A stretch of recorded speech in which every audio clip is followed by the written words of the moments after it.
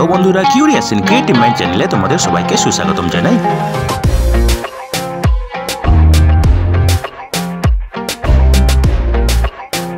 Hello বন্ধুরা, তোমরা সবাই কেমন আছো? আশা করি তোমরা সবাই ভালো আছো। তো আমরা আজকের এই ভিডিওতে রেলে নতুন নিয়োগের ব্যাপারে আলোচনা করব। তো বন্ধুরা, এই নিয়োগের সমস্ত খুঁটিনাটি তোমাদের দেখাবো, বলবো, তোমরা দেখতে থাকো যাতে তোমরা কোনো কিছু মিস না করো। তো বন্ধুরা, এখানে কনস্টেবল এক্সিকিউটিভ পদে নিয়োগ করা হবে রেলওয়ে প্রোটেকশন এবং রেলওয়ে প্রোটেকশন স্পেশাল ফোর্সে, ঠিক আছে? তো বন্ধুরা, এই নিয়োগের সেন্ট্রালাইজ এমপ্লয়মেন্ট নোটিশ নাম্বার হলো RPF 02/2024, ঠিক আছে?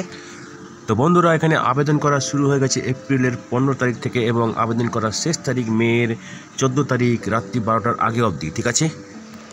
তো বন্ধুরা, এখানে একটা এডিটিং উইন্ডো আছে যেটা হচ্ছে মের 15 তারিখ থেকে মের 24 তারিখ, এই তারিখের মধ্যে তোমাদের অ্যাপ্লিকেশনে যদি কোনো ভুল থাকে তোমরা ঠিক করতে পারবে, ঠিক আছে?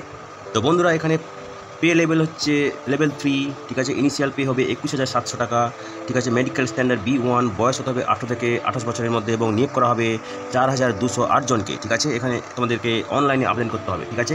তো বন্ধুরা দেখো, এখানে পুরুষদের জন্য আছে টোটাল 3577টি শূন্য পদ এবং মহিলাদের জন্য আছে 631টি শূন্য পদ, ঠিক আছে? পুরুষদের মধ্যে 1450টি আছে ওই জেনারেল ক্যাটাগরির জন্য, SCর জন্য 536টি, ST 268, OBC 966, EWS 357টি। মহিলাদের মধ্যে জেনারেল ক্যাটাগরির জন্য 256, SC 95, ST 47, OBC 170, EWS 63টি, ঠিক আছে?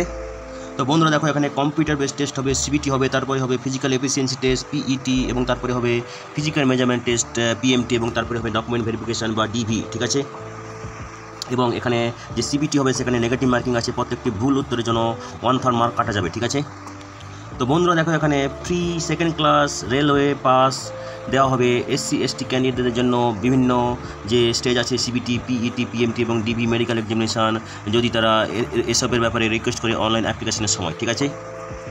তো বন্ধুরা দেখো, যারা রিজার্ভ ক্যাটাগরিতে আবেদন করবে তাদের ক্ষেত্রে সরকারি নিয়ম অনুযায়ী বয়সে যে ছাড় দেওয়া হয় সেটা তোমরা পাবে, ঠিক আছে? তো বন্ধুরা দেখো, এখানে এই কনস্টেবল এক্সিকিউটিভ পদে তোমরা ক্লাস 10 অথবা সমতুল্য কোনো যোগ্যতা থাকলে আবেদন করতে পারবে, পশ্চিমবঙ্গ বোর্ড অথবা অন্য কোনো বোর্ড যেমন CBSE ICSE বোর্ড, ঠিক আছে?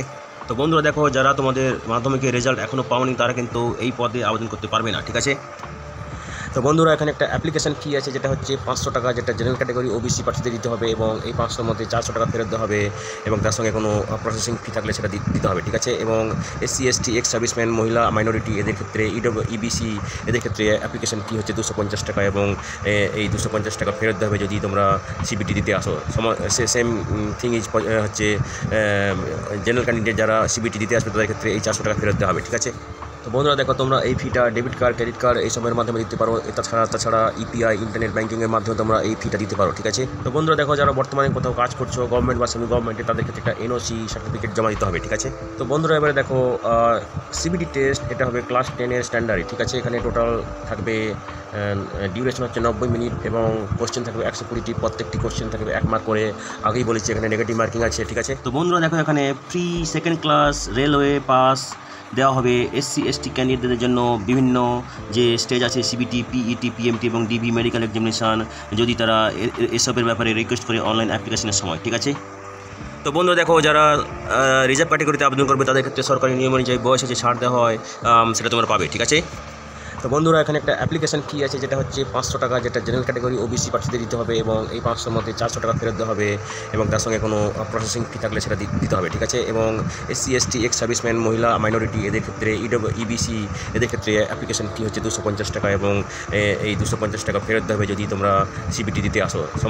সেম থিং ইজ হচ্ছে জেনারেল ক্যান্ডিডেট যারা CBT দিতে আসবে তাদের ক্ষেত্রে এই 400 টাকা ফেরত দেওয়া হবে, ঠিক আছে? তো বন্ধুরা দেখো, তোমরা এই ফিটা ডেবিট কার্ড, ক্রেডিট কার্ড এইসবের মাধ্যমে দিতে পারো।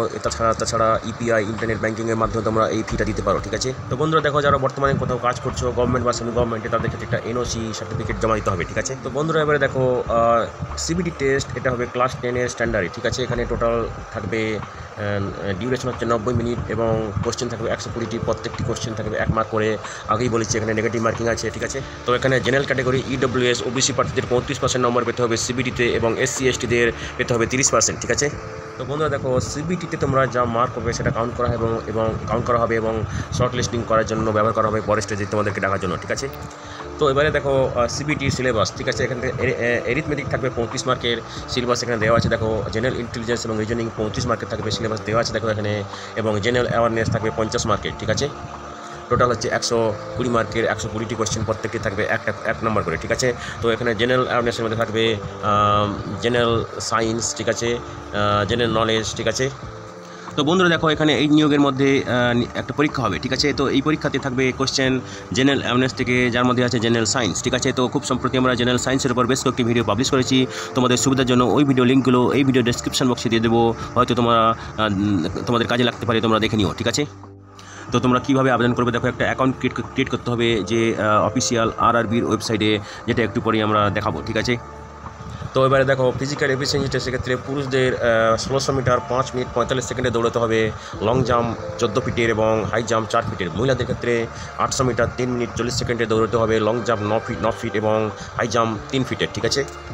এবারে দেখো PMT জেনারেল EWS ওবিসিদের ক্ষেত্রে উচ্চতা পুরুষদের ক্ষেত্রে 165, মহিলাদের ক্ষেত্রে 157 সেন্টিমিটার, ঠিক আছে। বুক না ফুলিয়ে 80, ফুলিয়ে 85, ঠিক আছে। SC STদের ক্ষেত্রে উচ্চতা 160, মহিলাদের ক্ষেত্রে উচ্চতা 152, বুক না ফুলিয়ে 76.2 সেন্টিমিটার এবং ফুলিয়ে 81.2 সেন্টিমিটার, ঠিক আছে।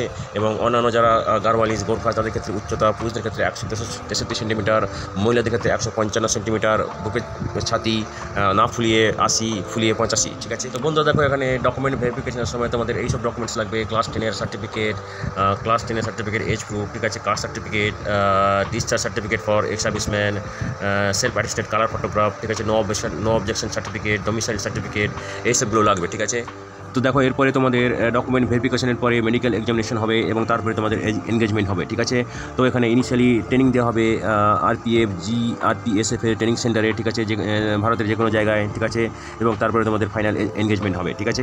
তো বন্ধুরা দেখো অনলাইন আবেদন করার সময় তোমাদেরকে লাগবে পাসপোর্ট সাইজ কালার ফটোগ্রাফ, যার সাইজ হতে হবে 30 থেকে 40 কেবির মধ্যে, এবং তারপরে তোমাদের লাগবে SC ST সার্টিফিকেট, ঠিক আছে।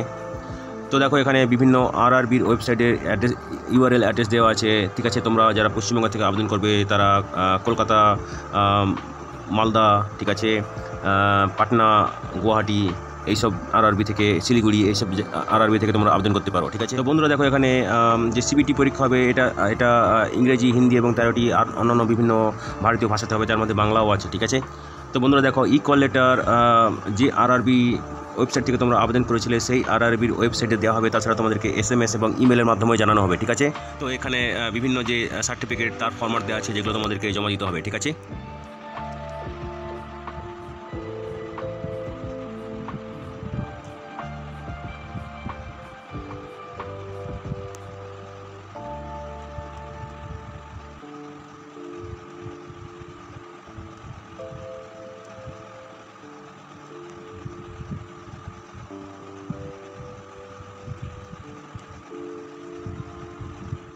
তো বন্ধুরা আজকের এই ভিডিওতে আমরা যে কাজের খবরটা নিয়ে আলোচনা করলাম, আশা করি সেটা তোমাদের কাজে লাগবে। তোমরা যারা আবেদন করতে ইচ্ছুক, তোমরা এলিজিবল নাকি চেক করে সমস্ত কিছু ডকুমেন্ট জোগাড় করে শেষ তারিখের আগে আবেদন করে দিও, ঠিক আছে।